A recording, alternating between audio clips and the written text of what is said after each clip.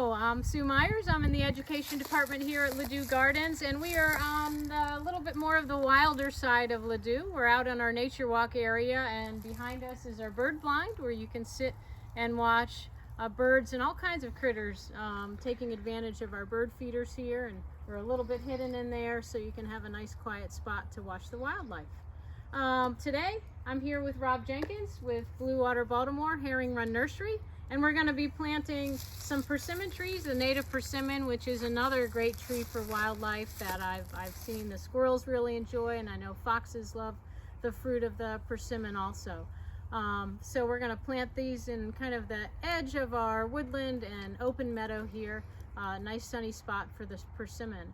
And Rob, you want to tell us a little bit about your native nursery and, Sure. and Blue Water Herring Run? Yeah, thank you. So Herring Run Nursery is the native plant program of Blue Water Baltimore. We are an environmental nonprofit, and the nursery's work is promoting plants that are native in the Chesapeake region,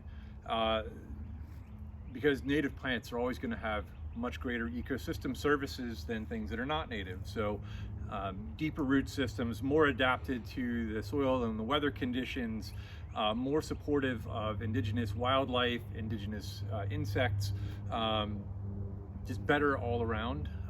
So that's what we do. We grow and we sell native plants. And what you have here is a seed-grown persimmon, which is we would consider it a local ecotype because we have collected the seed locally, and we have grown them out into these little trees right here. So persimmons can definitely get some size to them over time.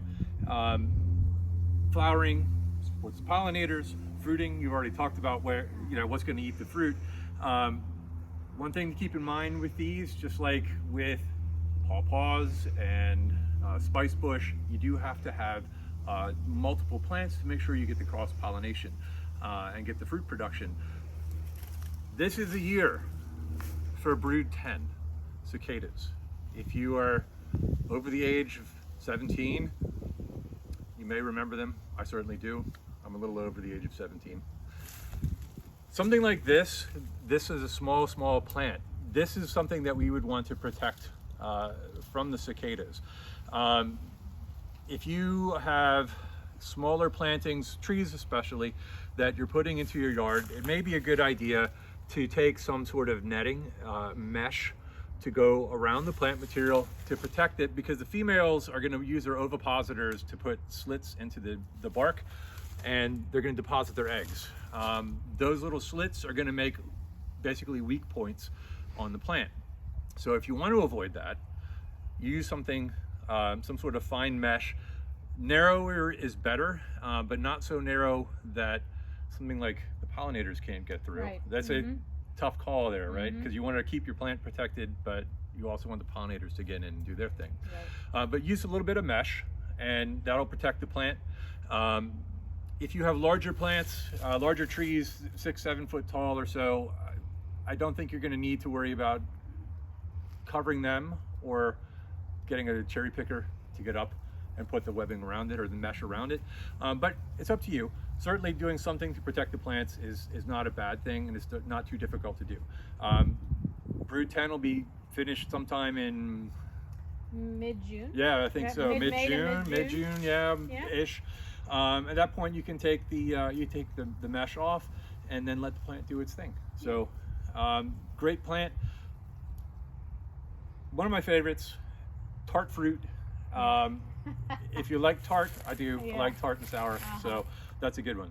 Right. Yeah. Right. And one other thing about the mesh, thinking since we're at our bird blind, making sure that it's secure at the bottom or tied around the small bottom of the small tree so birds don't get in there and get stuck and can't get out. So securing it at the bottom is something I've heard that's a good thing to do in regard to the birds.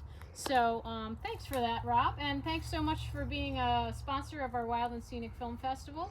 That's coming up Earth Week, and planting plants for the critters out there, native plants or pollinator plants is a great thing you can do in your own yard for Earth Week. We have some other sponsors that have been helping us out. We'd like to thank Inverness Brewery, Smith Hardware, EcoScience, Ecotone, see if I can remember, Forest Hill Nature Preschool, Cavanagh's Perennials, Grall's Market, and I really hope I'm not forgetting anyone. But we also have a lot of wonderful raffle prizes that have been donated, so you can go on our website, buy your ticket to the Wild and Scenic Film Festival. That's virtual on April 17th, and sign up for some of the raffle prizes, anywhere from zip lining to visiting the historic ships in Baltimore, the aquarium, Longwood Gardens. A lot of the local restaurants have donated, spa treatments, all kinds of great raffle prizes. And that's all a fundraiser for our education department here at Ladew. We are a nonprofit at Ladew, so everything helps, and we really appreciate your support. So thanks again, Rob. And thank you to Herring Run Nursery, and happy spring. And one of the prizes is a $50 gift card to Herring Run Nursery. That's right. I think we have 2 of those. So yes. yeah. All right, thanks a lot. Bye-bye.